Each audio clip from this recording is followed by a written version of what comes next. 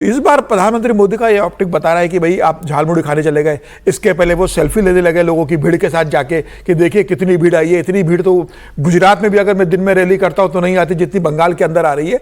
तो ये बता रहा है कि बंगाल की जनता इस बार क्या तय कर रही हो। प्रधानमंत्री मोदी ने जो कहा कि कई जिलों में टीएमसी का खाता भी नहीं खुलने वाला है, तो 23 जिले बंगाल के अंदर आते हैं। अगर 2021 का चुनाव देखेंगे तो 23 में से कम 12 जिले ऐसे थे जहां भारतीय जनता पार्टी का नाम लेने वाला नहीं था।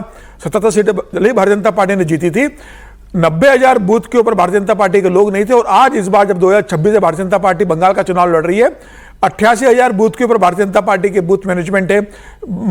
हर अपने वर्ग को भारतीय जनता पार्टी ने टच कर लिया है, अपने कैडर को एक्टिवेट कर दिया। और अमित शाह जिस तरीके से लगातार वहां बैठे हुए कि मैं 15 दिन बंगाल नहीं छोड़ूंगा, अमित शाह जो जिस तरह संगठन देख रहे हैं, चुनाव आयोग ने सुनिश्चित किया है कि फर्जी मतदाता वोट नहीं कर पाए, जो घुसपैठ है उनका नाम कटे।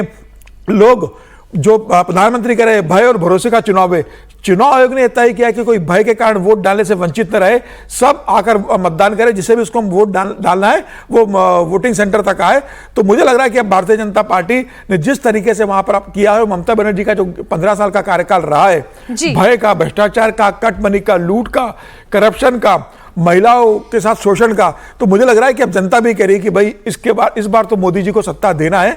और इसलिए मुझे लगता है कि भारतीय जनता पार्टी की सरकार 4 मई को बनने जा रही है। आप तो बहुत दिनों से ये बात कह रहे हैं, लेकिन प्रधानमंत्री मोदी ने ममता बनर्जी के उस आरोप पर भी जवाब दिया जिसमें वो कई रैलियों में ये दावा करती रही कि बीजेपी आई तो मछली खाने पर बैन लग जाएगा। पीएम मोदी ने बताया कि कैसे उनकी सरकार में बंगाल मछली उत्पादन में पहले से कहीं ज्यादा बेहतर परफॉर्म कर रहा है। पश्चिम बंगाल को प्रकृति ने इतनी सारी नदियां दी है, इतना बड़ा समुद्री तट दिया है। अभी संपदा पर टीएमसी के सिंडिकेट का ही कब्जा है। डबल इंजन सरकार बंगाल में ब्लू रिवॉल्यूशन, नीली क्रांति का विस्तार करेगी। बीजेपी सरकार बीते दशक में फिश प्रोडक्शन अपेक्षा के अनुरूप नहीं बढ़ा है। ऐसा तृणमूल की निर्मम सरकार की दुर्नीति के कारण हुआ है।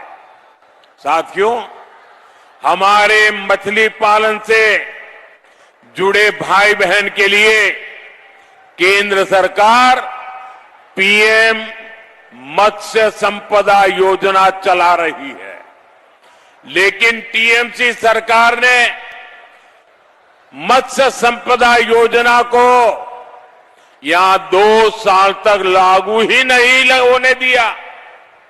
इसके कारण बंगाल में फिशरीज से जुड़े इंफ्रास्ट्रक्चर का विस्तार नहीं हो पाया, मछुआरों को कोई मदद नहीं मिल पाई।